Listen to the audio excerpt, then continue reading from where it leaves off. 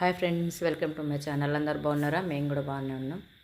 Please అండి, ఈ video చివరి వరకు చూడండి. అలాగే ఒక లైక్ చేయండి, కామెంట్ చేయండి. కొత్త వాళ్ళు అయితే సబ్స్క్రైబ్ చేసుకోండి. నేనైతే ఈరోజు ఎప్పుడు ఒకేలా కాకుండా ఏంటంటే కరివేపాకు అలాగే పొంటికూర రెండు కలిపి చట్నీ అయితే చేసిందండి. అది ఎలా చేస్తుందో చూపెడతారండి.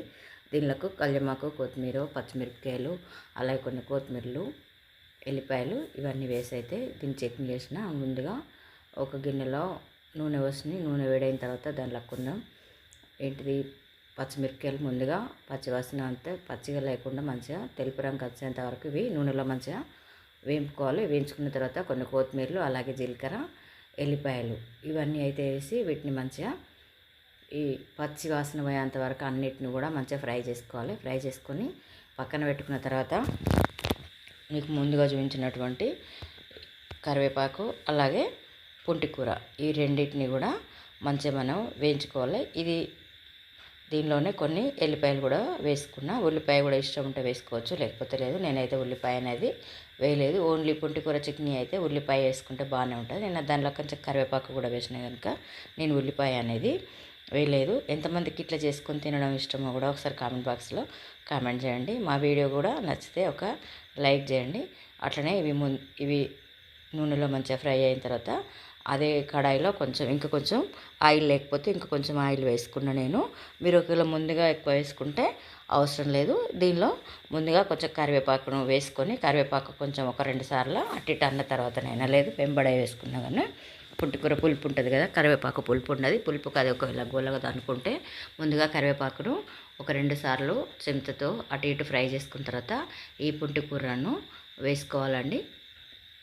ఈ పుంటికూర వేసుకున్న తర్వాత నేనైతే కాడలే ఉంచేసిన. ఎందుకంటే మనం మిక్సీ పడతాం కనుక అది ఇంత చెడిపోయేది ఏం కాదు కదా, దీనిలో సి విటమిన్ ఎక్కువ ఉంటుంది కదా, అందుకే నేను కాడలే వేసి వేయించుకున్నా. అలాగే దీనిలో కొన్ని నువ్వులు వేయించుకొని ఇట్లా దంచుకొని కలుపుకున్న పర్వాలేదు, మిక్సీ పట్టుకున్న ఏం కాదు. నేనైతే రోట్లో దంచుదామని ట్రై చేసిన కానీ అవి మెరగలేదు. చివరికైతే నేను మళ్ళీ మిక్సీలో వేసుకొని దంచుకున్న. కొంచెం రోల్ పెద్దగా ఉంటే దంచవచ్చు కావచ్చు, కానీ రోల్ చిన్నగా ఉంది. అలాగే నాకు దంచేంత ఓకే లేక నేనైతే వేసుకున్నా. అంతలోపు మనకు ఈ కరివేపాకు అలాగే పొంటికూర అనేది మంచిగా ఫ్రై అయిపోయింది. ఫ్రై అయిపోయిన తర్వాత నువ్వులు, పచ్చిమిర్చి, ఎల్లిపాయలు, జీలకర్ర, కొత్తిమీరలు అన్నీ వేసుకొని వేయించుకున్నాం కదా, దాంట్లో తగినంత ఉప్పు వేసుకొని నేనైతే గల్లుప్పు వేసుకున్నా. మీ దగ్గర ఏది ఉంటే అది వేసుకోవచ్చు. మనకు టేస్ట్కి సరిపోని అయితే ఉప్పు వేసుకొని ఇట్లా అన్నీ ఒక దగ్గర వేసుకొని మిక్సీ అయితే చేసుకోవాలి. మిక్సీ చేసుకున్న తర్వాత దాంట్లోకైతే కొంచెం చింతపండును కూడా నేను నానబెట్టుకున్న. ఒక 4-5 రెమ్మలు చింతపండు నానబెట్టుకొని ఉంచుకొని దాంట్లో కొంచెం చిక్కగా పులుసు చేసుకొని దానిలో పోసుకోవాలి. ఎందుకంటే ఇది గట్టిగా ఉంటుంది కదా, దీనిలో పుంటికూరలో కొంచెం పులుపు అనేది ఉంటుంది. అయినా కూడా కొంచెం లూజ్గా ఉండాలంటే మన చింతపండు రసాన్ని అయితే పోసుకుంటే బాగుంటుందని చెప్పి నేనైతే ఇట్లా చింతపండు రసం వేసుకున్నా. చింతపండు రసం లేకపోతే మనము టమాటా ఉంటే కూడా ఒక టమాటా వేసుకోవచ్చు. దీన్ని ఇట్లా పక్కన పెట్టుకున్న తర్వాత చిన్న కడాయి తీసుకొని దాంట్లో కొంచెం నూనె పోసుకొని దానికి కొంచెం పచ్చిశనగపప్పు, కొంచెం మినపప్పు, జీలకర్ర, ఆవాలు వేసుకొని అవి మంచిగా ఫ్రై అయ్యేంతసేపు ఫ్రై చేసుకోవాలి. మనకుంటే ఒక ఎండుమిర్చి కూడా వేసుకోవాలి, నేను మర్చిపోయినా. దీనిలో కొంచెం గుప్పడంత కరివేపాకును కూడా తాలింపులో వేసుకుంటే చాలా టేస్ట్ బాగుంటుంది. దానికి తగినంత పసుపును కూడా వేసుకోవాలి. మనం ముందుగా వేసుకున్న కొంచెం ఇప్పుడు కొంచెం వేసుకోవచ్చు. నేను ముందుగా వేసుకోలేదు, అంతా ఒకేసారి వేసుకున్నా. ఈ పోపులోనే వేసుకున్నా అంతే. మనకు ఈ పోపు అనేది రెడీ అయిపోయింది.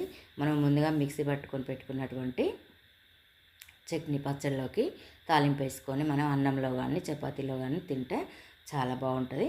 మీరు కూడా ఒకసారి ఇలా ట్రై చేయండి. ట్రై చేసి మా వీడియో ఎట్లా వచ్చిందో ఒకసారి కామెంట్ బాక్స్లో కామెంట్ చేయండి. మీరు కూడా ఎట్లుందో ఒకసారి టేస్ట్ మా పచ్చడి ఎట్లా ఉందో ఒకసారి కామెంట్ బాక్స్లో కామెంట్ చేయండి. మీరు కూడా ఒకసారి చేసుకొని చూసి టేస్ట్ ఎట్లా ఉందో కూడా మాకు చెప్పండి. అంతే. Thank you for watching.